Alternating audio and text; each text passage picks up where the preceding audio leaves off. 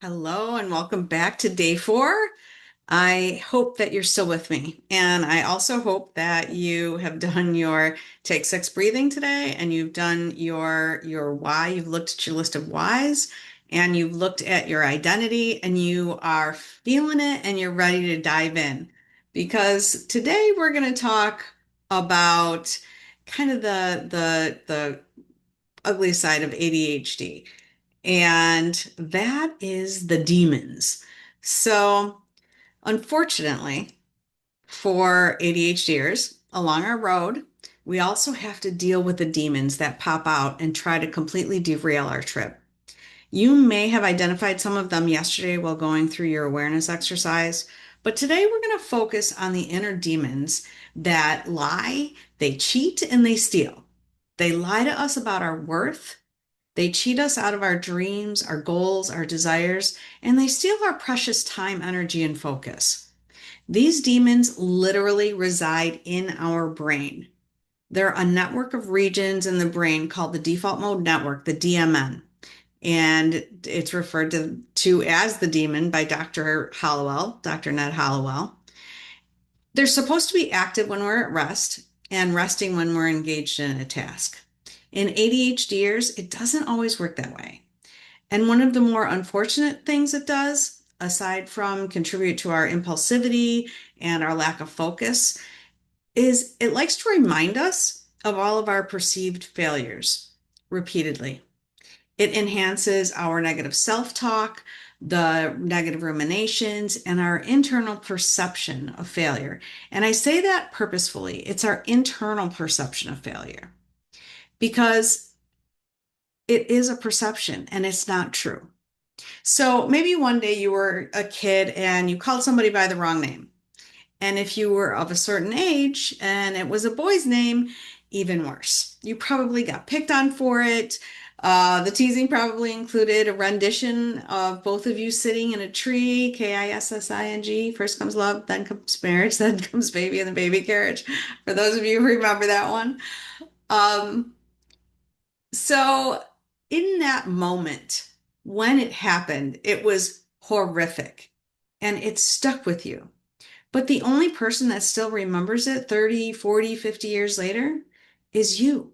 It's the one with the overactive default mode network or the demon. Nobody else thought about it 5 minutes after it happened. But what happens is our brain creates the pathway, right? It's the pathway to that negative memory. And that could then translate into years later when we say, well, I can't remember anybody's name.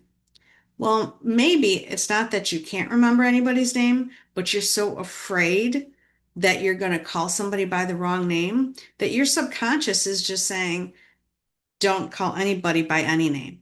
Just say you don't remember anybody's name and you can just get away with it, right? So that's kind of how this works. And how do we quiet that demon so that we can continue on our trip? What can we do to stop those negative ruminations and the things that stop us from living our lives? There are several exercises that I use with clients that are very successful. But today I'm just going to focus on two. And I actually have a couple tools also, but one is an exercise to do as soon as this video ends. The other is to do when you're in active demon mode. So let's get started. I'm going to share my screen here, hopefully.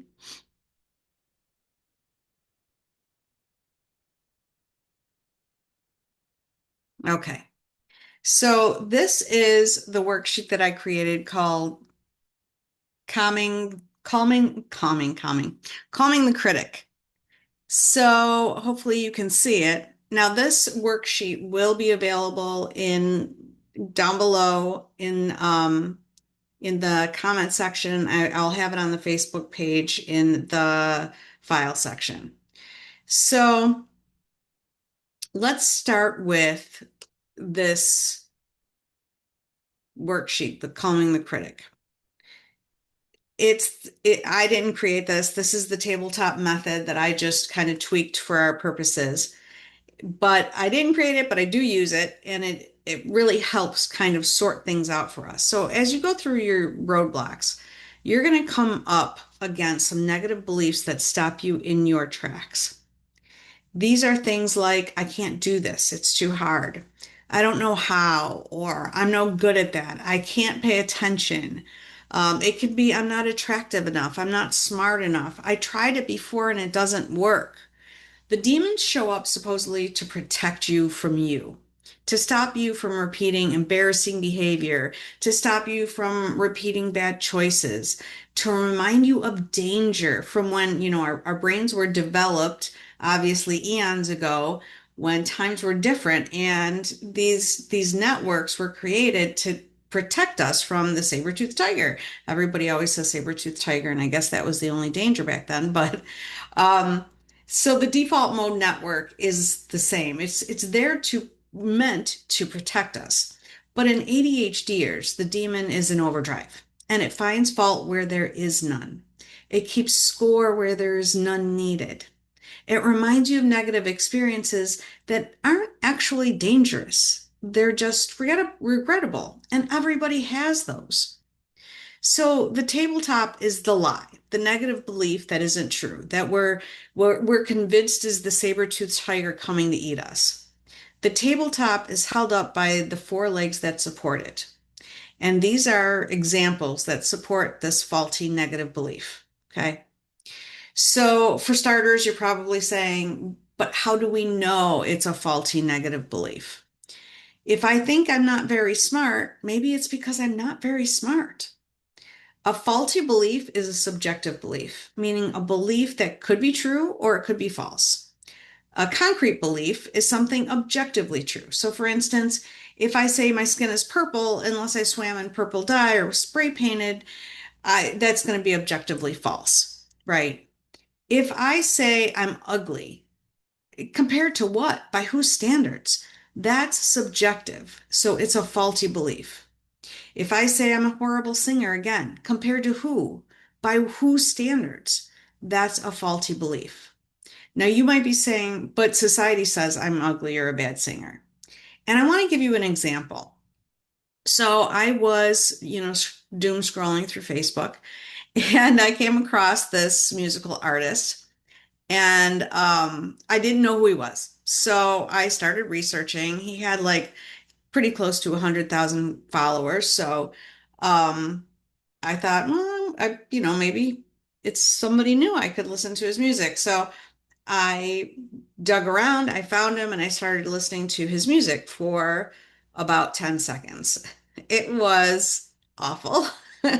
So come to find out, this guy is like a legend and he has this devoted following. So here's the thing. If I was in his audience, in the first audience that he ever had, his first show, and he started playing and I was sitting up front and I made the face that I made when I heard his music on the internet, and then I got up and walked out, I could have crushed his spirit. He could have hyper focused on that and only saw me and my reaction and missed the other 300 people that were in the audience. He could have went home ruminating about how he must have been off key. Why didn't I like his music? He must just suck. Every day he could wake up and while he's taking a shower or brushing his teeth, he could be thinking about me sitting there making faces at his music and getting up and walking out until he eventually throws his guitar in the trash. And before you say that that's pretty dramatic and nobody would actually do that, I want you to remember that Stephen King threw his manuscript to Carrie in the trash before his wife fished it out and told him it was a good start and to keep writing. So we do this. And if we don't have somebody there that's fishing the manuscript out of the trash, we just sit there with these ruminations, these negative ruminations that stop us from living our life. That's the demon. Okay, that's the demon. So let's look at my example on the worksheet. The belief is I'm lazy. And this is a common faulty belief that many ADHDers have.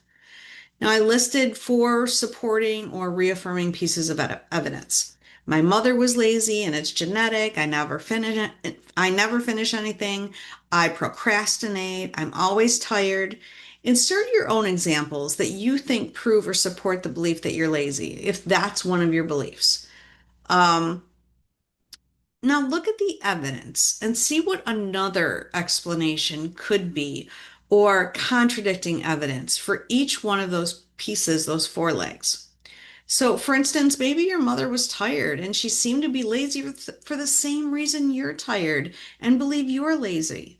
Maybe she was exhausted from her brain working nonstop, from struggling on every task, from trying to remember things, from trying to hold so much in her brain. The list goes on. There are a ton of reasons why she was probably tired, and most of them are because of ADHD. And that's probably the same reason you're tired. It's not that you're lazy. It's neither one of you are lazy. It's that you both struggled with unmanaged ADHD. That's it. So, what about you don't finish things? Have you ever finished anything? Can you think of anything? Did you graduate from high school? Did you graduate from college? Maybe you made a pillow in a home ec class if you guys had those. Can you remember finishing things as a kid? So often there are specific beliefs, events from our past that create the pattern of not finishing. And I'll get into that more in another video because that's a whole topic on its own. But if you can't find evidence right in this moment of times when you have, then simply say, I didn't learn how to use my brain to finish things. But now that I'm digging into this, now that I'm learning, finishing things will be a breeze. Same for procrastination. When did you jump right in and work on something? Probably something that you were excited about doing. So you don't always procrastinate. But when you do, that's because you haven't yet learned how to combat the root causes of procrastination. You haven't learned the right tools, but you're learning, so you will soon. So in these exercises, you want to change the negative stories into positive ones. And this is why. Chemicals are released in our brains based on these stories. If you feel bad about yourself, the chemicals that are released are sad, uninspired, unmotivating chemicals. Try sitting with your shoulders sagging. Just sit there, put your shoulders down, put your head down, feel sad, and then try to be inspired and creative at the same time. You can't. You can't. They don't go together. So now do the opposite. Get excited, recall a fun event, something that you were really good at, something that happened recently that you maybe you had a great time, maybe you did really well on something. Smile like you just got great news. Sit or stand upright, stand straight. Doesn't that feel more motivating? Doesn't that feel better? Our brains are so interesting. We can literally talk ourselves into a state of mind by telling stories, whether they're objectively true or not. Our brain doesn't care about the truth. Our brain cares about how we feel about the story or the event. So when we attack the foundation, the legs, holding the table up, we knock the table down. The more we do this, the more we create legs holding up positive beliefs. If we put I'm smart on that table and then start listing evidence to support that belief, we're going to find more evidence to support that belief. So once you start down the road of positivity, and I don't mean, and this is why I keep saying evidence to support the belief, because just being positive and saying I'm great, I'm wonderful, without evidence of that, it feels like a lie, and you're telling yourself it's a lie. But if we really look at our lives, we can find supporting evidence to believe, to support the more positive beliefs, okay?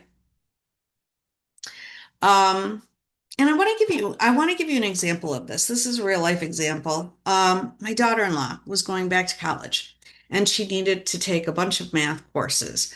But she kept telling my son that she wasn't good at math. She couldn't do math, she was horrible at it. And my son is really good at it. So, but he knows his wife, and he knew that those beliefs weren't real. He knew that it was just a roadblock that she had in her head. There were beliefs she picked up along the way in her life, but they weren't real. So he kept telling her, that's not true. You're good at math. And of course, she didn't believe him. And she in the beginning she struggled, and he would help tutor her and study together and all of that. And to she started to get good grades. So little by little, she started doing more and more on her own and getting good grades. And then she had to go into calculus, and she stopped getting help from my son. She did calculus all on her own. And by the end of college, she had graduated with a 4.0. So she wasn't lacking in ability one iota. She was simply lacking in confidence, in a negative, untrue belief that she had lived with since she was a kid. Luckily, she had a good support system, somebody who knew better and was able to help her along the way until she could gain the confidence she needed all on her own. So, work on this. This exercise will help you. This down a little bit. This exercise will help you tear down the limiting beliefs that are holding you back and replace them with empowering beliefs that are more aligned with who you are. So I gave you a couple blanks on here to fill out. But if you need more, get a sheet of paper and add as many as you need to. Knock the legs out from under all of the tables that hold negative beliefs that just aren't objectively true. Okay? And again, this worksheet will be available to you below and in the notes.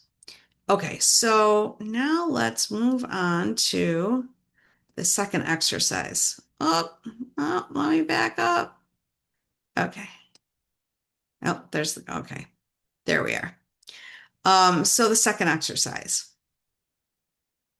So let's say the second exercise, when you're in the shower, or here we are, you're in the shower, brushing your teeth, or you're getting ready to fall asleep, and the demon starts reminding you of things you did or said that are embarrassing or sad or destructive. This is what I want you to do, okay? Because this is it, it usually happens, right, when our mind is resting. When we're busy doing things, that's the task positive mode. And more often than not, when we're really engaged in something, especially if we're hyper focused, the demon mode tends to slow down a little bit. But if we're in the shower, brushing our teeth, driving, trying to fall asleep, this is what happens. All of a sudden, we remember every stupid thing that we ever did. So this is what I want you to do. When that starts to happen, this is where you say, nope, we're not going there. And you really have to be firm with yourself. Be the mother in your brain and say, no, no, we are not doing this. We're done with that story. And what you need to do then is replace it with a better and uplifting story. Now, it's difficult to come up with an uplifting story when you're in the midst of a negative one. So, what I want you to do is do it now. Well, not right now, after the video ends. Start thinking of some things that you can think about when these negative ruminations start. Have some stories in your back pocket that you can pull at. Maybe it's the birth of a child. Maybe that was a happy event for you, or a graduation or a wedding, or maybe it's when you went parasailing or skydiving, or maybe it was something at work that you did really well and people were coming up and complimenting you on it. Maybe it was a vacation you took, or maybe it's one coming up that you're excited for and things that you can plan, events that you can plan to do. Whatever it is, start thinking of some more empowering, positive stories that you can replace. And every single time these negative ruminations start, you have to actively say no. They aren't just going to go away on their own. You have to actively stop it and say, no, nope, nope, we're not doing this. Absolutely not. And replace it with a better story. Um, Now, if you can help, or if you can physically do something, that's an even bigger help. So, um, if you can, like, picking out an outfit for work, or, calculate the time it takes to drive 35 miles to work if you average 45 miles an hour, or, something like that. But um, if you're in bed trying to sleep, oh, there you go. There's a story. I rocked that presentation last month. I had so many compliments. Um, those are the more empowering things. Now, if you're trying to sleep and these negative rumination starts, and that's when it does happen a lot for us. I know that it still happens a lot for me. One of the things that I do is I have headphones that are in a headband. So I can put my headband on, it's got the headphones in, and I listen to guided meditations. And the guided ones are nice because you're focused on someone else's voice and not the voice inside your head telling you all the bad things that you did. Um, but you can also do something like this. This is cognitive reshuffling. You pick a random word like window, and then you try to find words that start with each letter in the word, like water, ice, nectar, dog, octopus, weeping willow. I couldn't think of another W. I don't know why, but and you just keep doing it, and maybe the next word is going to be octopus, and you can take it from there, and eventually you're going to drift off to sleep. Um, Another thing you can try is progressive muscle relaxation, where you focus on the muscles beginning with your toes and you tense them and then you relax them. And then you go move up to your calves and you tense it and then you relax it.